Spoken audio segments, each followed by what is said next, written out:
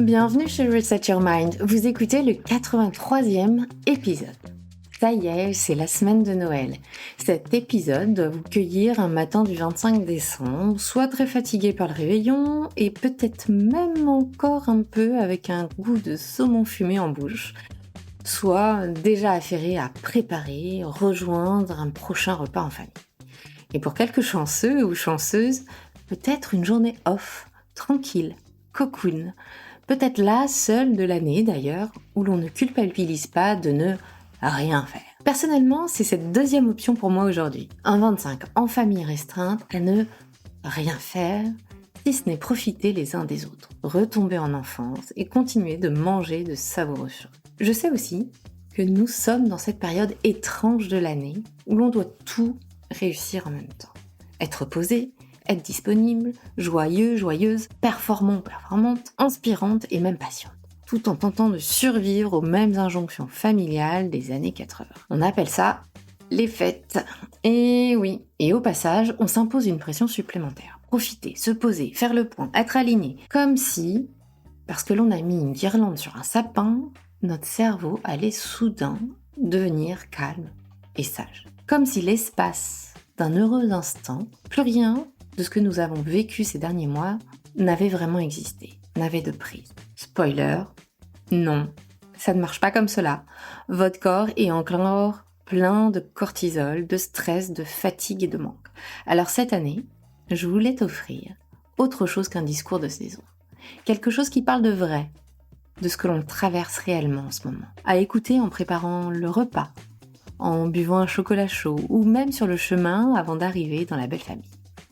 Aujourd'hui, je te partage, ou plutôt je te repartage, un épisode qui a beaucoup compté pour vous cette année. Vous m'avez envoyé beaucoup de messages privés à ce sujet. C'est celui dédié au regard des autres, cette prison dorée. Parce que dans cette période saturée d'attente, de conventions, de fais bonne figure, c'est peut-être aussi le moment idéal pour remettre en question certaines de ces choses que tu fais, parce que tu te sens coincé, parce que tu te sens obligé. Ces choses qui te tiennent encore captive ou captif. Parce qu'avant de vouloir changer ta vie le 1er janvier, tu peux déjà commencer par arrêter de te comparer, arrêter de te suradapter et surtout de te juger. Et pourquoi pas juste respirer. Après tout, c'est le meilleur moment pour le faire, non ? J'attends tes commentaires et messages avec impatience et surtout, joyeux Noël. Peut-être t'en es-tu déjà rendu compte, mais le jugement des autres nous importe beaucoup.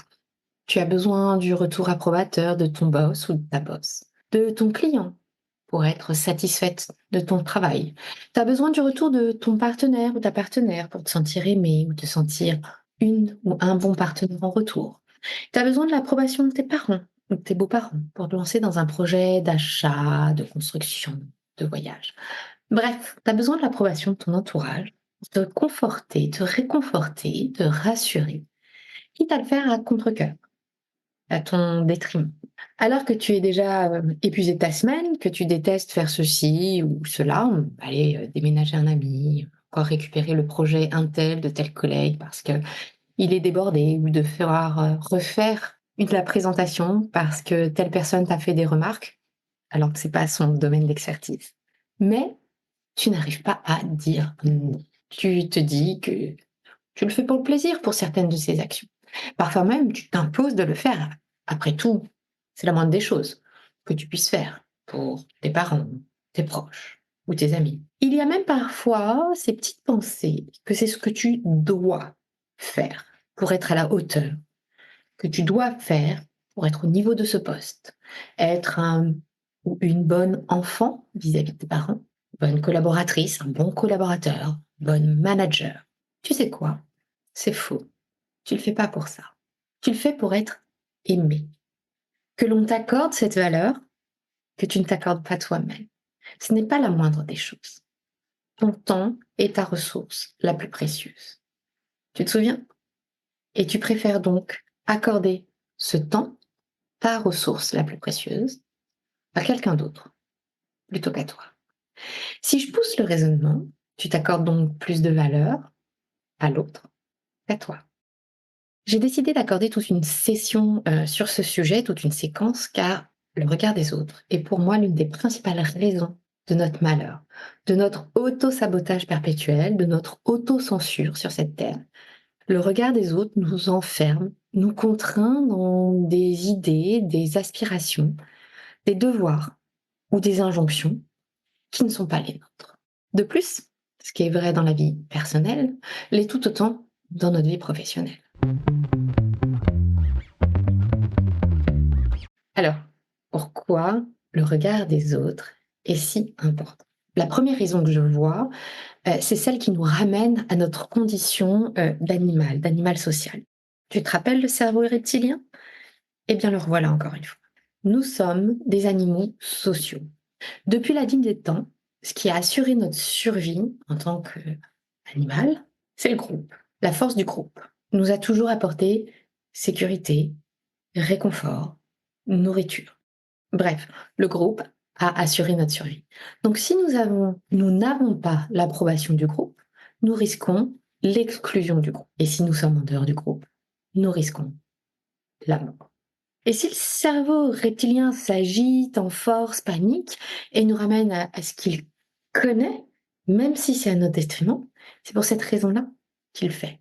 Par peur de l'exclusion, par peur d'être en danger, par peur du risque potentiel d'être mort. On est conditionné ainsi depuis notre naissance, et même bien avant notre naissance. La deuxième raison, c'est une bonne réponse égale un bon point. Ce fonctionnement, ces schémas neuronaux sont en plus renforcés par des générations d'éducation où si tu as la réponse, le comportement attendu par le groupe, alors tu es récompensé. Comporte-toi bien et tu seras un enfant sage. Donc un enfant accepté, tel que tu dois être. Apprends bien tes leçons et tu auras de bonnes notes. Rends tes dossiers à l'heure, fais avancer les projets correctement et ton boss sera content. Voire, tu auras peut-être même une augmentation, une récompense. Je crois que tu as compris où je voulais en venir. Le pire dans tout ça, c'est que notre système éducatif, notre système relationnel, professionnel, repose sur ce fonctionnement qui se renforce d'autant plus qu'il y a double récompense. Il y a la première qui est la récompense du groupe, qui t'accorde de la valeur.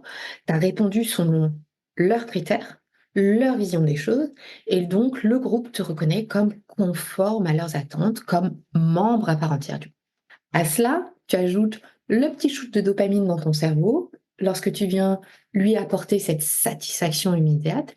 Et ça, on sait à quel point notre cerveau, il aime ces petits shoots de dopamine. Ce que l'on sait aussi, c'est que plus on les emprunte, plus ces schémas de Renault deviennent des autoroutes, des autotubes même, je dirais. Donc, il est plus difficile aussi d'en sortir. Une fois qu'on s'est dit ça, tu peux encore te demander où est le problème. Après tout, c'est le regard des autres qui t'amène aussi parfois à te dépasser, à ne pas abandonner. Comme toutes les pensées, cela dépend de ce que tu décides d'en faire. C'est en cela que je dis souvent que notre cerveau peut aussi bien être notre meilleur allié que notre pire ennemi. Le problème se pose lorsque tu agis perpétuellement en fonction du regard des autres et que tu te perds toi-même dans cette quête d'approbation perpétuelle. Laisse-moi te donner quelques exemples que je rencontre le plus souvent en coaching et contre lesquels je me suis moi aussi battue pendant. Pourquoi c'est un problème? C'est un problème parce que le premier, c'est la recherche perpétuelle d'une perfection totalement illusoire, qui ne correspond pas à ta propre définition de la perfection, qui sera donc variable en fonction des interlocuteurs et ce, sur un même sujet, et qui t'amènera à douter à chaque pas, te fera perdre énormément de temps et d'énergie, et pas forcément sur les bons sujets. Par là, j'entends des sujets qui sont importants pour toi et sur lesquels tu as une vraie valeur ajoutée à proposer. Ce perfectionnisme illusoire va t'emmener à aller chercher toujours plus loin, alors que la base est bonne, la base est faite. Le deuxième problème, c'est le fameux syndrome de la bonne élève ou du bon élève, dans la même lignée mais légèrement différent. Celui-ci, il est encore un peu plus pernicieux, je trouve. Sous couvert d'apporter une réponse à une situation, à un problème, à un projet, le syndrome de la bonne élève remet entre les mains d'autrui, de quelqu'un d'autre que toi, ta propre valeur. Prenons un exemple professionnel. Projette-toi et essaye d'imaginer la scène ou d'aller la chercher dans tes souvenirs. Tu remets un dossier à ton client. Réponse d'appel d'offres, planning de projet, je te laisse choisir le livrable que tu préfères. Tu l'as? Ce client te fait des retours moyens sur ton livrable, car il ne correspond pas pleinement à ses attentes. Comment est-ce que tu te sens là, maintenant, tout de suite? Es-tu la bombe professionnelle, experte, engagée que tu es? Ou la bombe moyenne qui n'a pas su répondre aux attentes de ton client? Alors que tu es toujours la même personne qu'avant d'avoir remis ce livrable. Ton expertise est toujours la même, tes compétences n'ont pas changé. Et peut-être que tout simplement, ton client n'a pas su comprendre l'intérêt de ta proposition, ou le brief de départ n'était pas assez clair, ou peut-être encore que cette fois, t'es passé à côté. Et cette fois-ci, bah, ça arrive, c'est OK. Mais encore une fois, tes compétences, ton expertise, ton expérience restent la même. On nous a tellement habitués à être évalués, comparés à d'autres, depuis notre plus jeune âge, à avoir une note, que nous avions fini par associer cette note à notre valeur et à qui nous sommes réellement. Le troisième problème de cette quête perpétuelle de l'approbation des autres et du poids du regard des autres, c'est le people pleasing. Ou comment toujours dire oui aux autres au lieu de dire non pour soi. Dans la lignée des deux précédents, celui-ci, il te relègue une fois de plus au second plan, pour avoir l'approbation du groupe, que avoir l'approbation du groupe ou de l'autre, d'autrui, et en retour, t'accorder ta propre valeur. Et tu vas avoir une tendance plus ou moins forte à dire oui pour faire plaisir, alors que tu voudrais dire non, et que tu devrais parfois dire non. Quelques exemples. Ton collègue veut te refiler le dossier Oméga. Tu es déjà surchargé, mais tu dis oui. Ta mère veut que tu viennes déjeuner dimanche. T'es épuisé, tu préférais rester au calme. Tu aurais besoin de te rester au calme, mais tu dis oui. Last but not least, tes beaux-parents veulent que vous veniez passer les vacances d'été chez eux, alors que tu voudrais partir à Bali en amoureux, mais tu dis oui. Ça marche dans toutes les sphères de la vie. On se sent obligé de dire oui à tout et à tout le monde pour se sentir aimé, valorisé en retour. On se dit même que c'est ce que l'on doit faire.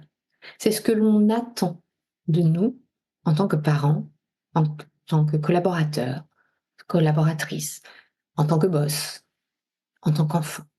Peux-tu me dire où est-ce que c'est écrit? Qui a posé cette responsabilité divine sur tes épaules de satisfaire tout ton entourage? En quoi est-ce que tu seras une meilleure personne si tu dis oui à tout, quitte à t'épuiser au passage, rentrer à pas d'heure le soir, être sur les nerfs, ne plus être efficace, etc., etc., et finir par t'écrouler et les lâcher plus concrètement sur la durée? Dans cette approche du don de soi aux autres, encore une fois, ça fait référence à la séquence précédente, où l'on ne s'accorde de la valeur personnelle ou professionnelle qu'à travers ce que l'on fait pour les autres, on finit par perdre son identité propre, notre connaissance de nous-mêmes. Et c'est ainsi que l'on arrive dans une société où une crise existentielle se retrouve à tous les niveaux de perte de sens généralisée. Je pense que tu as déjà dû croiser des articles, des questionnements, des conférences sur cette thématique-là. Le sens, la quête du sens au XXIe siècle, en 2020. Si c'est humain de chercher du sens, encore une fois, et cela peut arriver ponctuellement, temporairement, cette quête de sens, elle n'est pas faite pour durer éternellement. Et surtout, à perdre son identité propre, on finit par perdre notre valeur intrinsèque et à construire cette valeur intrinsèque que nous avons à proposer aux autres. Qui nous sommes réellement, ce qui nous fait vibrer, ce qui nous fait rayonner. Tu l'auras aussi compris, on ne peut pas contrôler les pensées des autres. Et être en recherche permanente de l'approbation des autres, s'assurer de ce qu'ils pensent, de ce qu'ils ressentent ou disent, a tout à voir avec eux, avec leur propre histoire, leur propre biais cognitif, éducationnel, leurs propres règles, la propre valeur qu'ils accordent aux choses. Ce que les autres pensent, y compris de toi, n'a rien à voir avec toi et avec qui tu es. Ce que tu montres aux autres n'est qu'une partie de qui tu es. C'est un problème car c'est ce qui te mène directement vers une abnégation de toi-même, de qui tu es réellement, quelles sont tes véritables aspirations et surtout, encore une fois, c'est la voie royale à un épuisement lent et total. Pourquoi crois-tu qu'on voit une explosion des burn-out sur les 10, 15 dernières années? Qui es-tu toi? Quelle est ta valeur? Je sais que ces questions sont parfois vertigineuses et peuvent faire un peu peur. Surtout si depuis la plus tendre enfance, tu as évolué dans ce contexte où tu ne t'es jamais vraiment autorisé à les poser. Or, on a besoin de ces autres parts de soi pour se ressourcer, se réénergiser justement, indépendamment de ce que les autres peuvent en penser. De ces moments à soi, de ces activités pour soi, de nourrir ses aspirations personnelles. Autrefois, on appelait ça un jardin secret. Il n'a pas à être secret et surtout, cette dénomination est clairement sous-cotée versus sa réelle importance. Pour se révéler, s'aimer, se réaliser, pour oser faire de grandes choses indépendamment de ce que les autres attendent de toi. Car vouloir plaire à tout le monde, c'est la meilleure façon de ne plaire à personne et surtout pas à toi. Alors, comment en prendre conscience et en sortir? La première chose à se rappeler, à se marteler en boucle, à l'écrire et peut-être le coller sur ton ordinateur, sur ton bureau, quelque part où tu peux le voir tous les jours, c'est: tu n'es pas responsable des émotions des autres. Tu n'es pas responsable des émotions des autres. On l'a vu dans les séquences sur les émotions sont générées par des pensées qui sont propres à chacun, chacune de nous. Ce qu'ils pensent ou ressentent est de leur responsabilité, pas de la tienne. Je ne suis pas en train de te dire de tout envoyer valser du jour au lendemain. Je suis en train de t'encourager à faire cet effort, de te remémorer ce point à chaque fois que ça devient inconfortable. Faire ce petit pas supplémentaire chaque jour, car oui, il y a toujours plusieurs occasions par jour de le faire, dans différents contextes, que ce soit le pro, le perso, l'amical, peu importe. Tu verras, chaque fois que tu le feras, en plus, ce sera plus facile la fois d'après.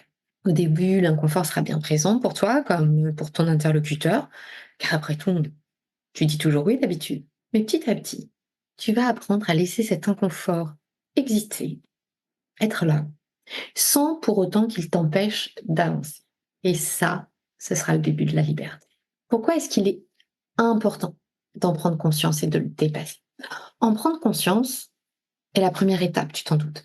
Et tu peux t'exercer à l'observer sur toi-même ou autour de toi. Vraiment comme si tu étais une autre personne en dehors de ton corps et à regarder ce qui se passe de plus loin. Ensuite, en le dépassant, en allant au-delà de cet inconfort, cela te permettra de retrouver un alignement avec toi-même, avec qui tu es, avec ton fonctionnement et tes propres besoins. En recherchant cet alignement, tu ne seras plus en train de courir partout, tout le temps, sans vraiment savoir pourquoi. Mais au contraire, en recherchant cet alignement, tu sauras pourquoi tu es là. Pourquoi tu fais cet effort. Pourquoi est-ce que c'est important pour toi d'investir ton temps, ton énergie et ta santé dans cette réaction? Quelle est ta motivation? Je te donne un exemple personnel. Moi, je fais partie de ces personnes qui ont besoin de calme et de repos pour se ressourcer. Si j'adore être entourée, j'aime aussi des périodes de calme en solitaire. Ça m'a manqué pendant des années et c'est une des composantes qui m'a épuisée. Lorsque j'ai compris et que je me suis autorisée à m'accorder ces périodes de repos sans culpabilité, ça a été pour moi le jour et la nuit. Bien évidemment, hein, la culpabilité au début, elle était là, hein, bien présente, de dire bah, là j'ai besoin de 30 minutes ou d'une heure ou de X temps off. J'ai des enfants, donc mes enfants étaient à gérer. Mais après chaque tentative, elle s'est atténuée jusqu'à complètement disparaître aujourd'hui. Le repos n'a pas toujours besoin d'être au fond du lit, sous la couette, à dormir. Il peut aussi être un bon livre, une balade, ou suivre une formation, comme tu es en train de le faire. Le repos est multiple. À chacune, chacun de nous, de trouver celui qui nous convient en fonction du moment de vie où nous sommes. En travaillant, à dépasser ce regard des autres, tu vas aussi pouvoir retrouver ton authenticité. Qui tu es réellement? Quels sont tes centres d'intérêt? Et cette authenticité attirera des personnes partageant ces centres d'intérêt. Et elle te permettra aussi d'évoluer dans ce sens, sans être en permanence en opposition avec toi-même. Être entouré de personnes qui nous aiment pour ce que l'on est vraiment et nous encouragent sur cette voie. Un autre aspect important dans cette recherche de l'affranchissement du regard des autres, c'est le résultat que l'on crée pour nous-mêmes et autour de nous. Je m'explique. En étant aligné et plus authentique, on se rend compte qu'il est chaque jour plus facile de dire non à ce qui ne nous convient pas, ce qui n'est pas important, ce qui n'a pas de valeur. Et ça nous permet, par opposition du coup, d'investir notre temps et notre effort là où ça le crée le plus de valeur, là où nous créons plus de valeur.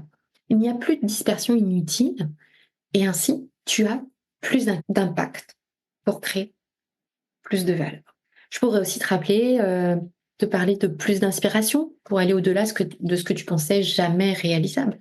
Une certaine liberté d'agir et de penser et de défendre des causes qui te touchent. Des personnes qui t'inspirent, qui jouent un rôle modèle pour leur entourage. Je pourrais te parler aussi des leaders, managers qui fédèrent autour d'eux et emportent et changent les choses. Penses-tu que ces personnes attachent autant d'importance que toi aujourd'hui, et je dis bien aujourd'hui, à ce que les autres peuvent penser? Je crois fondamentalement qu'être aimé ne devrait pas être conditionné. Être aimé pour ce que l'on est ne devrait pas être conditionné. Pas conditionné à ce que l'on fait pour les autres, mais uniquement pour qui nous sommes. Les parents comprendront. Aimes-tu tes enfants uniquement lorsqu'ils sont sages, polis, propres et ont de bonnes notes à l'école? Je crois que la réponse est évidente. Et pourquoi est-ce qu'il en serait autrement pour toi, quand bien même tu sois à l'âge adulte? Pourquoi est-ce que tu serais aimé uniquement sous condition? Psst, j'ai besoin de vous. Pouvez-vous prendre 5 minutes pour noter ou commenter cet épisode? Grâce à vos avis, Reset Your Mind commence à être connu. Et j'ai très envie de voir jusqu'où nous pouvons aller ensemble.